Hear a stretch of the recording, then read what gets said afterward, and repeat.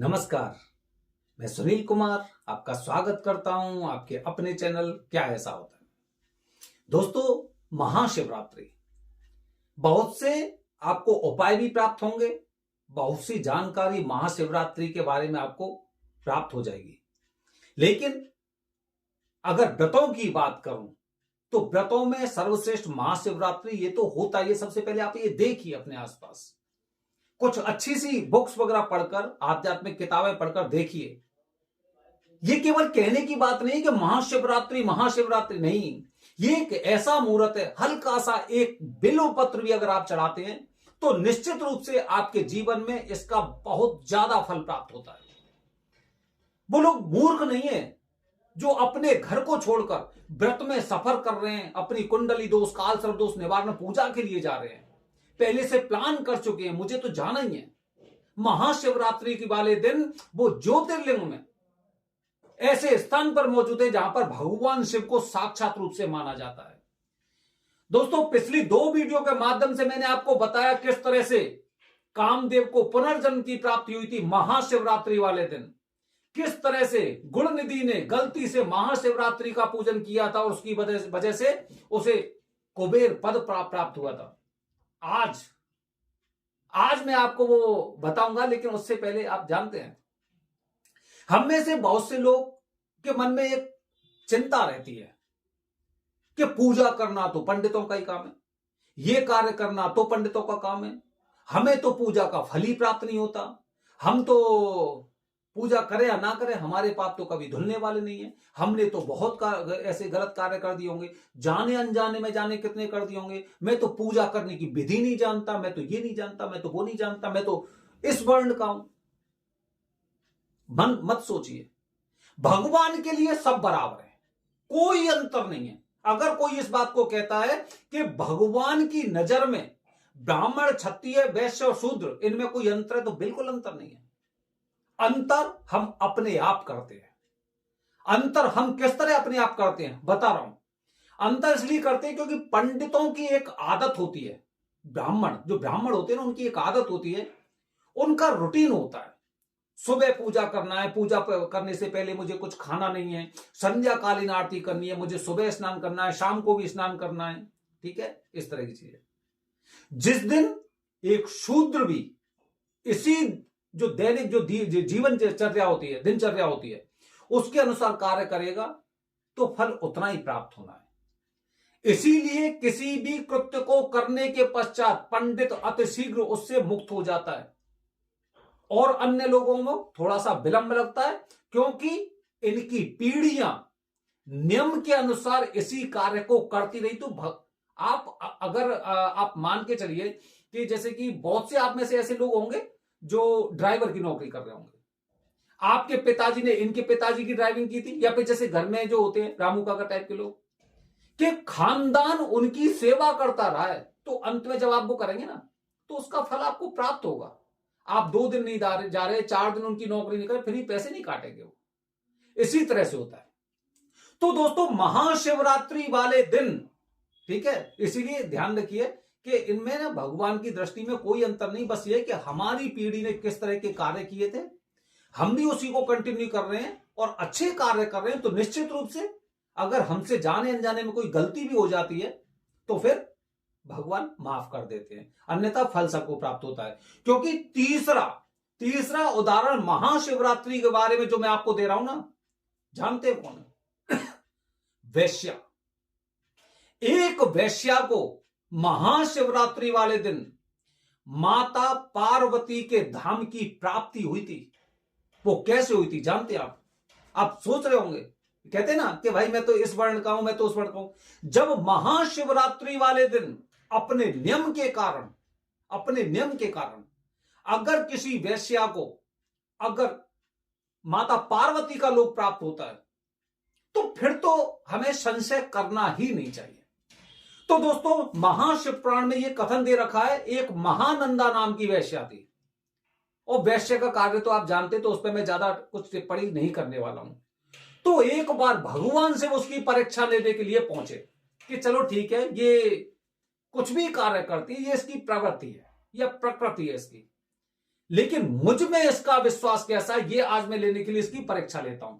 तो भगवान शिव ने कहा कि चलो परीक्षा लेते हैं। तो सबसे पहले वहां पे गए, जो भी आपस में दोनों में तय हुआ कि मैं इतना पैसा लूंगी या इतना वो करूंगी, भगवान शिव मान गए। भगवान शिव ने एक शर्त रखी, भगवान शिव ने एक शर्त रखी कि ये सबसे पहले मैं अपने ये रुद्राक्ष उतार कर रख रहा हूं, और ये मेरे रुद्राक्ष मेरी जान है, ये रुद्राक्ष मेरी जान है। अगर इनको कुछ हो गया तो फिर मैं जीवित नहीं रहूंगा।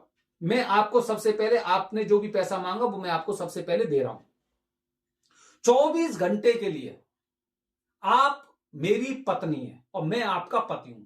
तो आपका सबसे पहला धर्म यह बनता है कि अगर आप मुझे पति रूप में स्वीकार कर रही हैं तो सबसे पहली शर्त यह है कि जो भी ये मैं आपको रुद्राक्ष दे रहा हूं या कुछ भी आपकी सामग्री दे रहा हूं, ये मेरी सुरक्षित मिलनी चाहिए मुझे 24 घंटे बाद तक। महानंदा ने स्वीकार कर लिया। इतने में दोनों में विचार विमर्श चर्चा वगैरह चलती रही, और करीब रात में, करीब वो मान के चलिए मध्य रात्रि के समय पे, और एकदम जहां पे वो सामान रखा था ना उसी तरफ आग लग गई। आग लगने के पश्चात, क्योंकि वो तो भगवान शिव की कृपा थी, वो तो परीक्षा ले रहे थे, आग लगी और सबसे पहले वही सामान जला जिसे भगवान शिव ने दिया था। वो सामान जलने के पश्चात भगवान शिव ने जो भेष बनाया था उसमें वो बड़े दुखी हुए। मुझे ये मेरे पिताजी से मिली थी, मेरे पिताजी को उनके पिताजी से मिली थी, और ये ऐसी चीज थी कि हम पीढ़ी दर पीढ़ी इस तरह की शपथ लेके आए थे कि जिस समय भी ये नहीं होगा उस समय हमें अपने प्राण त्यागने होंगे। तो मेरे लिए चिता का इंतजाम करिए और आज मैं इस पर अपने प्राणों को त्यागूंगा। मैं महानंदा एकदम डर डर से कांपने लगी कि ये मुझसे कैसा अपराध हुआ है।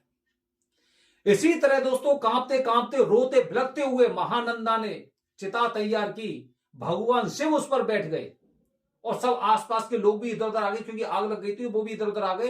तो वो जैसे ही उस पर बैठ गए और एकदम उस पर अग्नि में बैठकर और वो हो गए। अच्छा, इसके पश्चात महानंदा पर रुका नहीं गया।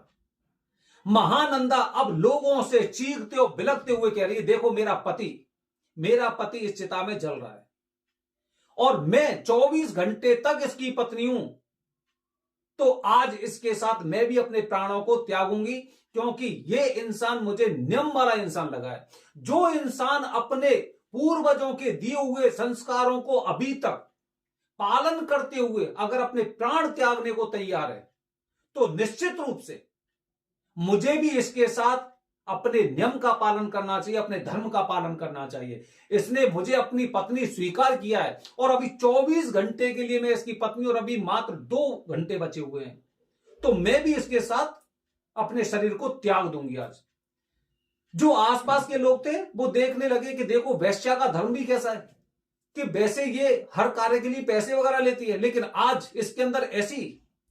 और जैसे ही वो चिता के पास एकदम जलने के लिए गई तो एकदम सब कुछ, एकदम जो प्लानिंग थी भगवान शिव की, जैसे परीक्षा ले रहे थे, आग पूरी बुझ गई और एक विमान भगवान शिव के गणों से सुशोभित वो विमान आया और उसे उसी शरीर के साथ माता पार्वती के धाम में ले गए और वहां पे उसे माता सती की सखी के रूप में पद प्राप्त हुआ।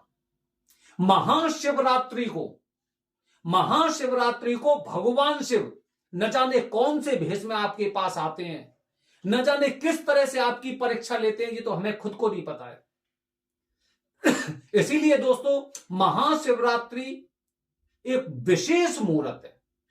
हर इंसान इस दिन कंकड़ में संकट देखता है, कंकड़ में संकट देखता है, और इसी भक्ति भाव से वो अपने सारे कष्टों को भूलकर भगवान शिव के चरणों में उसे अर्पित कर देना चाहता है कि हे भोलेनाथ, मैंने अपने जीवन में बहुत कष्ट झेले हैं।